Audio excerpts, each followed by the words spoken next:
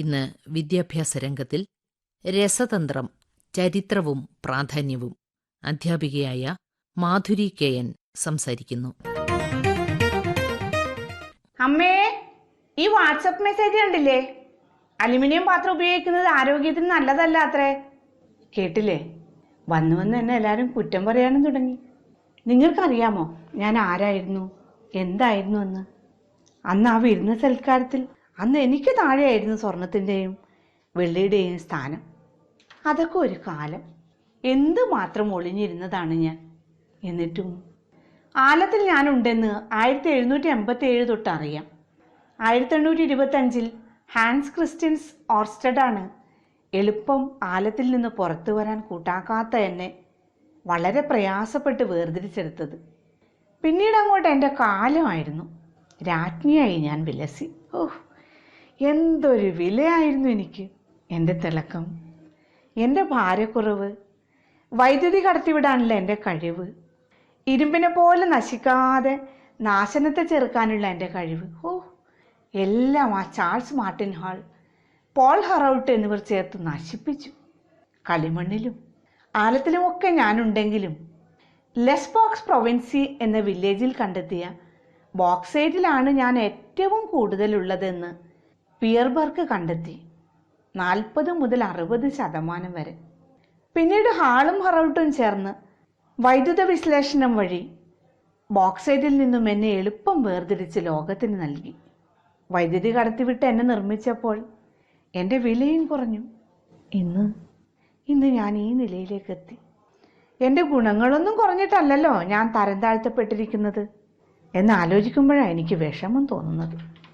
എന്നാലും പാത്രം ഉണ്ടാക്കാൻ, ഫാബ്രിക്കേഷൻ, വൈദ്യുത കമ്പി ഉണ്ടാക്കാൻ, വെടിക്കോപ്പ് നിർമ്മിക്കാൻ, കൃത്രിമ കാന്തം ഉണ്ടാക്കാൻ, വാഹനങ്ങളുടെ ബോഡി ഉണ്ടാക്കാൻ, എന്തിനും പറയുന്നു വിമാനങ്ങൾ ഉണ്ടാക്കാൻ വരെ, ഇതാലോചിക്കുമ്പോഴാണ് എനിക്ക് അല്പം ആശ്വാസം തോന്നുന്നത്. എൻ്റെ വിലയല്ലേ കുറഞ്ഞുള്ളൂ, മൂല്യമല്ലല്ലോ.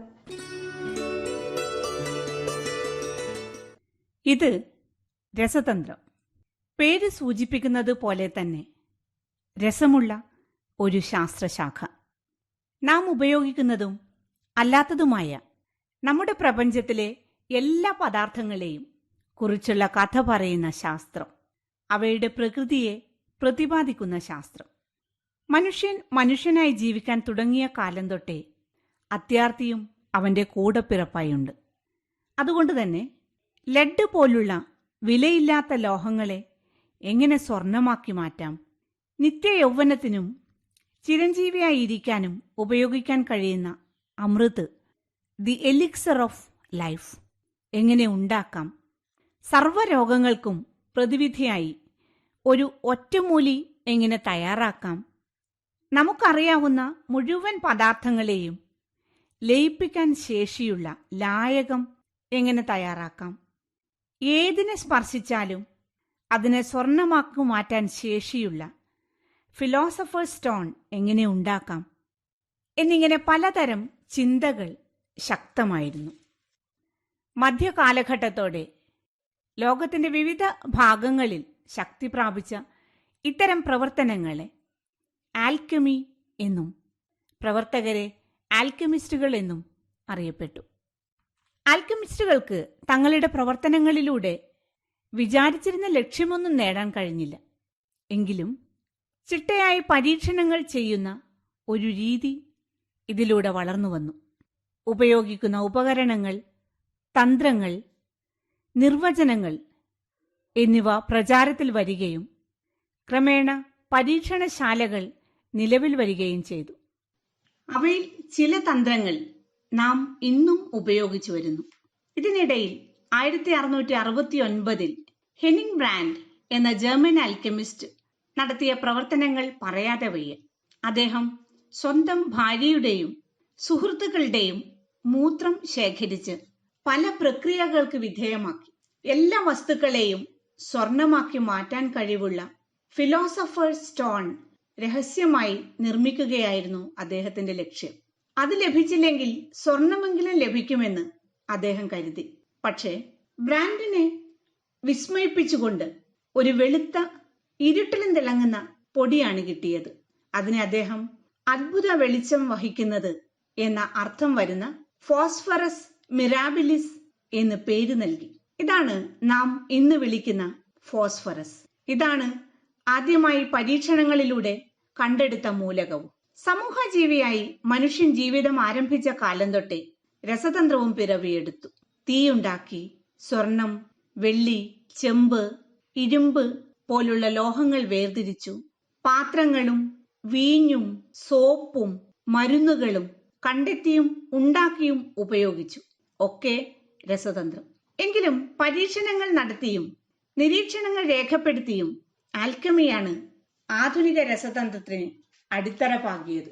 17-ാം നൂറ്റാണ്ടിൽ 1661 റോബർട്ട് ബോയിൽ രചിച്ച ദി സെപ്റ്റിക്കൽ കെമിസ്ട്രിയിലാണ് ആൽക്കമിയും കെമിസ്ട്രിയും തമ്മിൽ ആധികാരികമായി വേർതിരിച്ച് കാണിച്ചിട്ടുള്ളത്. ഇദ്ദേഹമാണ് ആധുനിക രസതന്ത്രത്തിന്റെ അടിത്തറ പാകിയവരിൽ പ്രമുഖൻ. 1743 ജനിച്ച ആന്റോയിൻ ലവോസിയയുടെ വരവോടെ ആധുനിക രസതന്ത്രം ഒന്നുകൂടി തെളിഞ്ഞു വന്നു. മൂലകങ്ങൾക്ക് പേര് നൽകിയും പരീക്ഷണങ്ങളെ ഒന്നുകൂടി മെച്ചപ്പെടുത്തിക്കൊണ്ടും വ്യക്തമായ ഒരു ശാസ്ത്രശാഖയായി രസതന്ത്രം. ജോൺ ഡാൾട്ടന്റെ ആറ്റോമിക സിദ്ധാന്തത്തോടെ ഇത് പുരോഗമിക്കാൻ തുടങ്ങി. പിന്നീട് അങ്ങോട്ട് ആറ്റത്തിലെ കണങ്ങൾ, ആറ്റം ഘടന തുടങ്ങി മുന്നേറുകയായിരുന്നു. മൂലകങ്ങൾക്ക് പ്രതീകം നൽകുന്ന ബെർസിലിയസ് രീതി രേഖപ്പെടുത്തലുകളെയും പഠനത്തെയും സുഗമമാക്കി. ആറ്റോമിക മാസിന്റെ ക്രമത്തിൽ മൂലകങ്ങളെ ആദ്യമായി ശാസ്ത്രീയമായി ക്രമീകരിച്ച മെൻഡലിയേവിന്റെ ആവർത്തന പട്ടിക ഒരു സുപ്രധാന ചുവടുവയ്പ്പാണെന്നത് പറയാതെ വയ്യ. ഇതിന് ഒരുപാട് ന്യൂനതകൾ ഉണ്ടായിരുന്നു. എങ്കിലും ആദ്യത്തെ ശാസ്ത്രീയ വർഗീകരണമായി ഇതിനെ അംഗീകരിക്കുന്നു. പിന്നീട് മോസ്ലെയുടെ ആധുനിക ആവർത്തന നിയമമാണ് രസതന്ത്രത്തെ ശരിയായ പാതയിലെത്തിച്ചത്. Analytical chemistry, biochemistry, crystal chemistry, എൻവയോൺമെന്റൽ chemistry, inorganic chemistry, material science, medicinal chemistry, metallurgy എന്നിങ്ങനെ നിരവധി ശാഖകളായി രസതന്ത്രവും പന്തലിച്ചു നിൽക്കുന്നു. നിങ്ങളിപ്പോൾ ഈ പരിപാടി കേട്ടുകൊണ്ട് ഭക്ഷണം കഴിക്കുകയാവാം, മരുന്ന് കഴിക്കുകയാവാം, സോപ്പിട്ട് കൈ കഴുകുകയാവാം, കൊതുകുതിരി കത്തിച്ച് കൊതുകിനെ തുരത്തുകയാവാം, നന്നായി ശ്വസിച്ചുകൊണ്ട് വിശ്രമിക്കുകയാവാം. ഏതു തന്നെയായാലും അതിലെല്ലാം രസതന്ത്രമുണ്ട്. ശ്വസനത്തിൽ എന്ത് രസതന്ത്രം എന്നല്ലേ? മൂക്കിലൂടെ വലിച്ചെടുക്കുന്ന വായുവിൽ നിന്ന് രക്തത്തിലെ ചുവന്ന രക്താണുവിലുള്ള ഹീമോഗ്ലോബിൻ എന്ന രാസവസ്തു ഓക്സിജനെ മാത്രം ആഗിരണം ചെയ്ത് ഓക്സി ഹീമോഗ്ലോബിനാകുന്നു. ആ ഓക്സിജനെ എല്ലാ കോശങ്ങളിലേക്കും എത്തിച്ച് അവിടെ വീണ്ടും പലതരം രാസപ്രവർത്തനങ്ങൾ നടക്കുന്നു. പലതരം രാസവസ്തുക്കൾ ഉപയോഗിച്ചാണ് ജീവൻ രക്ഷാ മരുന്നുകൾ നിർമ്മിക്കുന്നത്. അവയുടെ നിർമ്മാണം, പ്രവർത്തന രീതി എല്ലാം രസതന്ത്രം തന്നെ. രസതന്ത്രമില്ലാതെ ഒരു മരുന്നും ഇല്ല തന്നെ. വസ്ത്രങ്ങൾ ഉണ്ടാക്കാൻ നാം ഉപയോഗിക്കുന്ന കമ്പിളി, സിൽക്ക്, ജൂട്ട്, പരുത്തി, പോളിയസ്റ്റർ, നൈലോൺ മുതലായവയെല്ലാം വിവിധ തരം രാസപ്രക്രിയയിലൂടെ കടത്തിവിട്ടാണ് ഉപയോഗയോഗ്യമായ രീതിയിലേക്ക് എത്തിക്കുന്നത്. ഈ പ്രക്രിയകളിലെല്ലാം തന്നെ ഉപയോഗിക്കുന്ന cleaning agent, pigment, dyeing agent, bleaching agent എല്ലാം രാസവസ്തുക്കൾ തന്നെ. ഇന്ന് സുപ്രധാനമായ ഒരു കാര്യമാണ് കൈകഴുകൽ.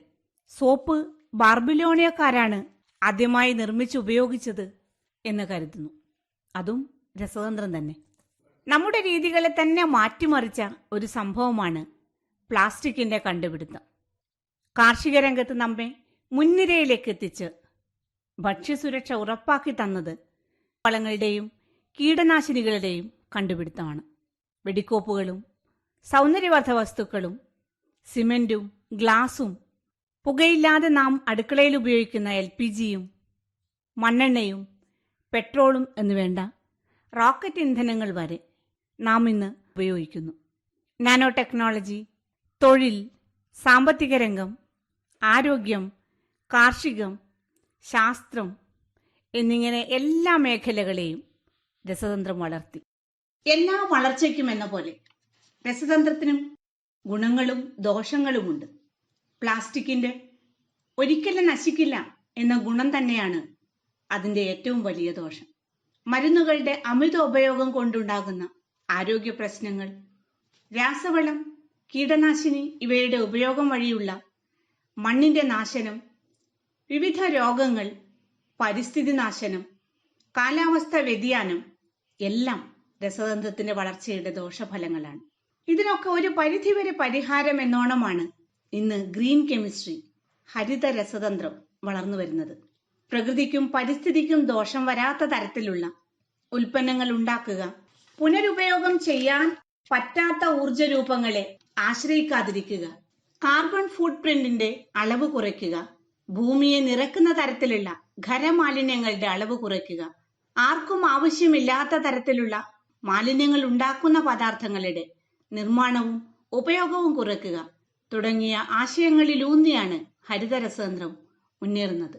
വ്യവസായശാലകളിലും ആരോഗ്യരംഗത്തും കാർഷിക രംഗത്തും മറ്റ് ശാസ്ത്രരംഗങ്ങളിലും ഭക്ഷ്യരംഗത്തും മറ്റും കടന്നു ചെന്ന് ഉയരങ്ങളിൽ എത്തേണ്ടുന്ന വളർന്നു വരുന്ന തലമുറയ്ക്കും വീട്ടിൽ തന്നെ വ്യവസായശാലയായ അടുക്കളയിൽ പെരുമാറുന്നവർക്കും എല്ലാം ഒരൽപ്പം രസതന്ത്രം അറിയുന്നത് നല്ലതല്ലേ?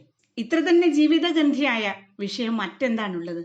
അർഹിക്കുന്ന എല്ലാ പ്രാധാന്യത്തോടും കൂടി ഈ ശാസ്ത്രശാഖയുടെ പഠനത്തിലേക്ക് വളരെ ആവേശത്തോടെ കടന്നുവരാൻ ഓരോ വിദ്യാർത്ഥിയെയും ആശംസിച്ചുകൊണ്ട് നിർത്തട്ടെ.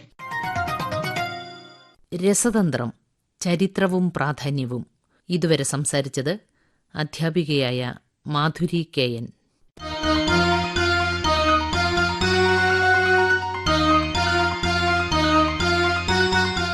വിദ്യാഭ്യാസ രംഗം സമാപിച്ചു.